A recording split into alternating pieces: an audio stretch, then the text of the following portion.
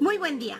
Bienvenidos a la lección número 4 de su libro Literatura 1 para entornos virtuales de aprendizaje. Mi nombre es Damiana Leiva Loría y el día de hoy estaremos platicando acerca de la tercera y última parte relacionada con la competencia literaria. El objetivo del día de hoy será comprender el mecanismo para el desarrollo de los procesos cognitivos relacionados con la lectura de textos literarios. Así que vamos a empezar. Vimos en la lección número 1 que el pensamiento complejo se lleva a cabo a través de procesos cognitivos muy puntuales, de menor a mayor grado. Y estos procesos son localizar información, comprender, reflexionar y evaluar. Estos procesos cognitivos se aplican para todos los textos escritos. Sin embargo, nosotros nos vamos a enfocar en los textos literarios. El localizar información son datos específicos dentro del texto literario. Para la comprensión haremos análisis e integración de fragmentos del texto. Reflexionaremos acerca del contenido y la forma. Y finalmente vamos a evaluar la calidad y la credibilidad de los textos que nos toque leer. En el ámbito de localizar información, vamos a identificar vocabulario desconocido. Si es un poema, deberemos identificar la métrica. También el periodo, la localización y el espacio. En el ámbito de comprender, vamos a analizar e integrar fragmentos relacionados con la definición de los personajes, protagonista, antagonista, secundarios. Necesitamos conocer sus virtudes y sus defectos. También deberemos definir la voz narrativa. Y recuerden que será muy importante tener presente todos los pronombres gramaticales. Es la única manera de poder identificar a estas voces. Y si estamos hablando de la poesía, vamos a identificar al hablante y al oyente lírico, con las categorías gramaticales también. De igual manera, necesitamos definir el incidente incitador y todo lo que implica el conflicto, las fuerzas antagonistas, el objeto de deseo, y también es importante conocer los valores que entran en juego al inicio de la historia. También la postura de los protagonistas. ¿El protagonista actúa frente al conflicto o solamente reflexiona? Si reflexiona, ¿cuál es ese tema de la reflexión? Y si actúa, ¿cuáles son las complicaciones progresivas?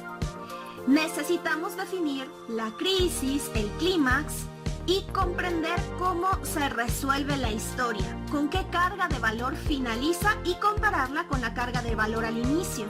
Esto nos va a ayudar a determinar cuáles son los géneros de la obra, tanto el género literario como el género cinematográfico.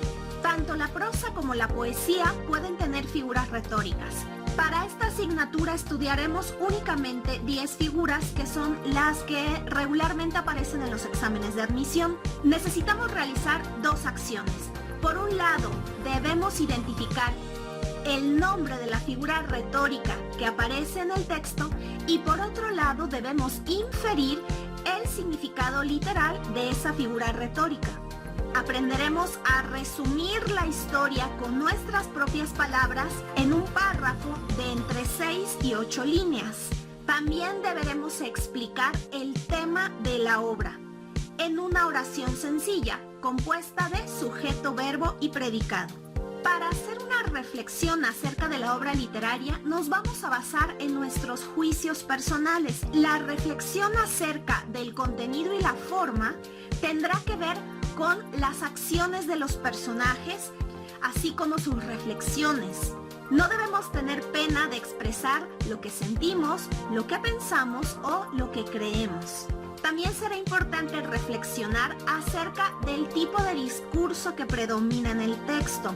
La evaluación de la calidad y la credibilidad de la obra literaria también tiene que ver con nuestros gustos personales.